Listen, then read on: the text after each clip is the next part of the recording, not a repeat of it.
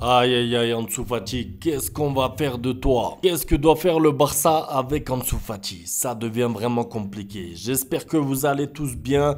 Blessure d'Ansu Fati. Alors, c'est marrant, mais je m'étais dit, justement, je vais profiter de cette trêve internationale pour faire une vidéo sur Ansu Fati. J'avais déjà prévu avant même sa blessure de parler de lui, peut-être pas aujourd'hui. La vérité, c'est que c'était plutôt prévu pour la deuxième semaine de trêve internationale. J'avais prévu de parler un petit peu de son temps de jeu, de la gestion d'Hansi Flick et plusieurs autres petits points le concernant. Mais là, il y a un facteur qui rentre en compte en plus, c'est supplément. C'est une nouvelle blessure d'Ansu Fati qui est clairement problématique. Problématique à la fois pour le Barça, bien sûr, mais aussi et surtout pour lui individuellement et pour sa carrière. Alors bien sûr, c'est pas les ligaments croisés, il s'est pas blessé pour un an, mais vous allez comprendre pourquoi, même si c'est pas une grosse blessure, ça peut impacter la suite de sa carrière déjà au Barça et ensuite individuellement peut-être un petit peu moins, mais en tout cas ça complique la suite d'Ansu Fati au Barça. Alors n'hésitez pas vous à me dire dans les commentaires, est-ce que vous êtes encore dans le train Ansu Fati, est-ce que vous croyez encore en lui? Et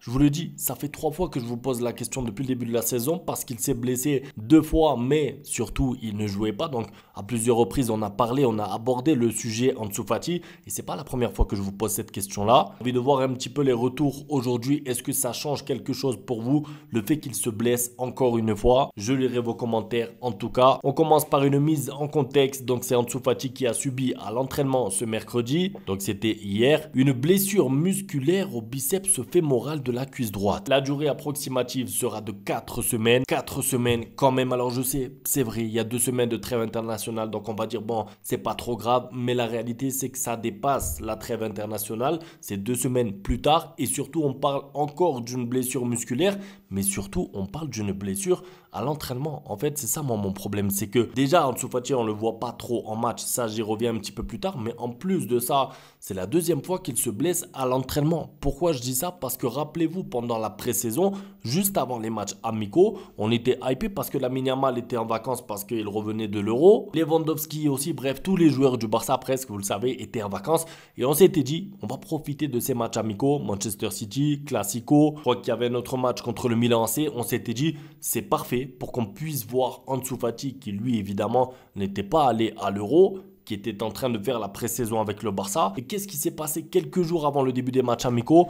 Blessure d'Ansu Fati à l'entraînement, 2 mois. Donc ça a mis clairement un stop à sa pré-saison. On ne l'a pas vu dans les matchs amicaux. Du coup, première apparition match officiel sans avoir fait de pré-saison. Quand je dis pré-saison, je parle bien sûr des matchs amicaux parce que la pré-saison en mode entraînement, il l'a fait. Mais l'intensité entre les entraînements et les matchs, c'est pas la même. On sait que c'est un joueur qui devient malheureusement, je suis triste de le dire, mais c'est la réalité, de plus en plus fragile. C'est-à-dire qu'on n'est plus là sur un joueur qui se blesse en match après 2-3 matchs. C'est devenu un joueur qui se blesse maintenant à l'entraînement. Et un joueur qui se blesse à l'entraînement une fois, ça peut arriver, mais 2 fois en 3 mois ou 4 mois, ça commence à faire beaucoup, surtout quand on prend en compte que c'est un joueur qui ne joue presque pas en match. C'est-à-dire que si c'est un joueur, je sais pas, prenons l'exemple de Pedri, qui joue beaucoup en match, qui enchaîne tous les 3 jours, Classico, Bayern, le lendemain il y a un entraînement un petit peu intensif, il se blesse, on peut dire que c'est l'accumulation, mais là c'est pas l'accumulation, là il y a un autre problème et on peut le mettre dans la catégorie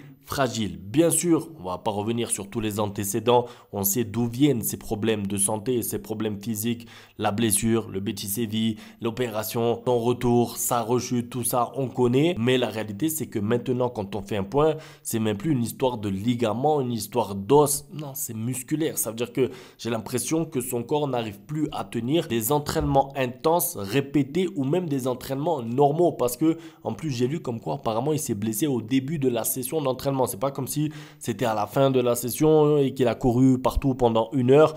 Non, il se blesse en début de session, donc c'est problématique. Il y en a qui ont fait la comparaison avec Dembélé. Pour moi, je vous le dis, ça n'a rien à voir parce que Dembélé, déjà, il se blessait en match. Et surtout, Dembélé, c'était un joueur qui jouait avec le Barça. Ça veut dire que dès qu'il revenait de blessure, Dembélé était indiscutablement titulaire. Sauf une petite période où il était en concurrence, on se rappelle, avec Rafinha. Mais globalement, Dembélé était titulaire au Barça et il se blessait souvent. C'est la réalité. Là, Ansu Fati, Le problème, c'est qu'il est remplaçant et qu'il se blesse quand même. Ça veut dire qu'on ne peut même pas compter sur lui en tant que doublure puisqu'il se blesse régulièrement en étant sur le banc, en s'entraînant. C'est problématique pour le Barça. Alors pourquoi je dis que c'est problématique? Parce qu'en fait, comme il n'arrive pas à s'imposer, parce qu'on dit souvent, pour qu'il s'impose, il faut qu'il ait du temps de jeu. D'accord, mais pour qu'il ait du temps de jeu, il faut qu'il aille bien, il faut qu'il soit prêt, il faut qu'il puisse offrir quelque chose à l'équipe. C'est-à-dire que si c'est pour le mettre titulaire contre une division 3, division 4 au mois de janvier en Coupe du Roi, d'accord, mais Ansu Fati, numéro 10, formé à la Masia, qui revient de près de Brighton,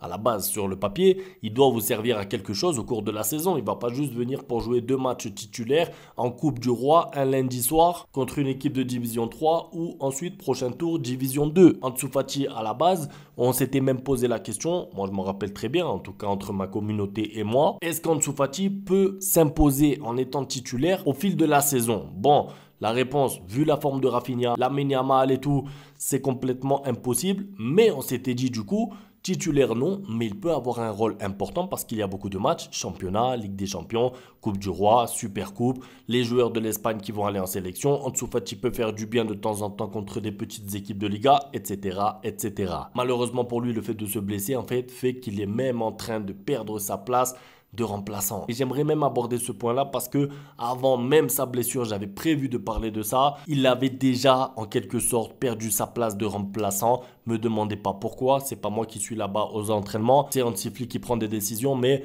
quand dans un match ou un autre, il fait rentrer Pau Victor avant lui, quand dans un match ou un autre, il met Fermin Lopez titulaire avant lui à gauche parce qu'il n'y a pas Lamine Yamal et du coup, au lieu de mettre un troisième attaquant, il préfère rajouter un milieu de terrain.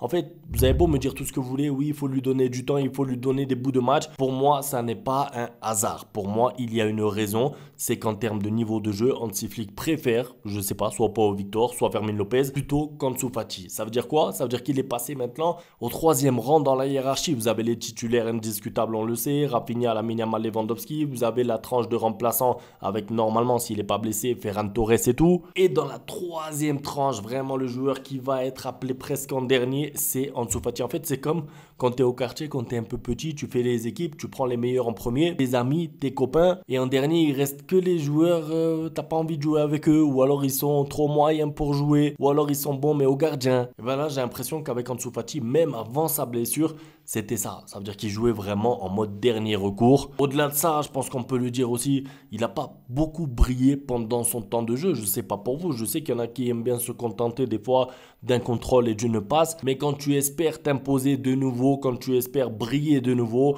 quand on te voit 20 minutes, 45 ou 1 heure, on veut en voir plus. Je me rappelle du match où il a été titularisé parce qu'Eric Garcia, dernière minute à l'échauffement, n'a pas pu être titulaire. Et bien sur ce match-là, Ansu Fati n'a pas brillé, on l'a presque pas vu. En fait, il y avait comme une déconnexion entre lui et les autres, sans parler de l'attitude un peu nonchalante d'Ansu Fati. Mais ça, j'ai pas trop envie de l'aborder parce que c'est une attitude qu'il avait même avant. Ça veut dire que pour ceux qui ont connu Ansu Fati à son explosion, Ansu Fati était talentueux, il marquait des buts et tout, c'était la nouveauté. Il était brillant, il n'y a pas de problème, mais il avait déjà cette petite attitude nonchalante qui faisait pas tout le temps des grosses courses qui demandent beaucoup d'énergie. On a l'impression que, de par son talent, il pouvait s'imposer naturellement au Barça. Là, le problème, c'est que quand on le voit sur un terrain, il a ni l'intensité qu'il mettait avant sans ballon, il a ni le talent qu'il avait avant avec ballon. Donc en fait, on se retrouve avec un Ansu Fati qui est là, qui est sur le terrain, qui sert bien sûr, parce qu'on parle quand même d'un joueur professionnel qui joue au Barça, peut profiter d'une action pour peut-être marquer un but ou se créer une situation ou une occasion, mais j'ai pas l'impression là de voir un joueur qui peut t'offrir quelque chose, qui peut offrir une vraie plus-value au club et à l'équipe. Autre point que j'aimerais aborder, c'est la communication autour de Ansu Fati, parce que bon, je sais qu'il est numéro 10 et tout, voilà, mais quand je voyais Xavi le défendre tout le temps dans la presse, 2 Herbies aussi avec Brighton pour ceux qui ont suivi. Je suis très content d'avoir Ansu Fati, je le connais, je vais le faire briller. Finalement, il était remplaçant. Rappelez-vous, il ne jouait pas à Brighton. Il y avait même des joueurs de 35 ans qui étaient devant lui dans la hiérarchie. Bref, il revient à Barcelone. Et là, c'est pareil avec Hansi Flick. Ça veut dire qu'Hansi Flick, dans les médias, c'est Ansu Fati incroyable à l'entraînement. Ansu Fati m'a régalé à l'entraînement. Il m'a montré des choses incroyables. Et ensuite, On le voit pas Ansu Fati en termes de jeu, on le voit pas dans les matchs, il ne joue presque pas, il n'est pas beaucoup utilisé, donc ça peut pas être cohérent de voir la communication qu'il y a autour d'Ansu Fati et de voir ensuite le rôle qu'il a réellement avec l'équipe. Pour moi, c'est plus pour le protéger parce que peut-être que Hansi Flick s'est déjà rendu compte qu'Ansu Fati n'aura pas un grand rôle au Barça, en tout cas sûrement pas cette année, mais on voit qu'il n'a pas envie de venir dans les médias et dire la vérité. Ansu Fati sera remplaçant, point, il n'a pas encore le niveau pour s'imposer, donc j'ai l'impression que des fois il est un peu obligé de dire Ansu Fati est incroyable à l'entraînement, mais ensuite quand il y a match, il ne rentre même pas, il préfère Fermin Lopez, je vous l'ai dit, ou même pas au Victor. Donc, quelle solution pour Ansu Fati pour terminer cette vidéo? Franchement, ça va être difficile, ça va être une saison longue pour lui parce que je le dis, moi, s'il se blesse comme ça à l'entraînement, 3 semaines, 4 semaines, en début de saison, c'était 2 mois. Imaginez quand il va commencer, si jamais il est titulaire, à enchaîner ne serait-ce que 2 matchs. Son corps va pas tenir. Ça va être vraiment difficile physiquement pour lui. Évidemment, moi, je lui souhaite une bonne santé parce que je considère qu'il peut quand même aider le Barça de temps en temps dans la saison. Mais moi, je vous pose une question et je vais finir par ça. 22 ans, Ansu Fati, n'a-t-il pas besoin d'un club où il va jouer régulièrement, où il pourra se refaire une santé plutôt que de rester au Barça? J'ai envie de dire malheureusement dans l'ombre de Lamine Yamal, dans l'ombre de Rafinha, attendre son tour, dans l'ombre de Fermin Lopez, dans l'ombre de Ferran Torres, tous ces joueurs, Pau Victor et tout qui vont jouer plus que lui. Et le temps passe. En fait, il faut le dire, le temps passe. On est dans le football. Chaque année, c'est important. Il a maintenant déjà 22 ans. Alors, c'est pas un vieux joueur, hein, mais 22 ans. Il n'a pas encore une saison complète vraiment où il est titulaire en attaque. Et là, avant qu'il revienne, et là, avant qu'il puisse redevenir titulaire, ça va prendre des mois, voire des années. Et moi, je m'inquiète un peu pour sa carrière. Je pense qu'il serait préférable qu'il aille en prêt dans un autre club de Liga pour pouvoir lancer sa carrière, vraiment relancer sa carrière plus tôt. C'est mon avis, mais c'est le vôtre qui m'intéresse dans les commentaires. Un grand merci à tous pour le soutien et à demain pour la suite. Ciao.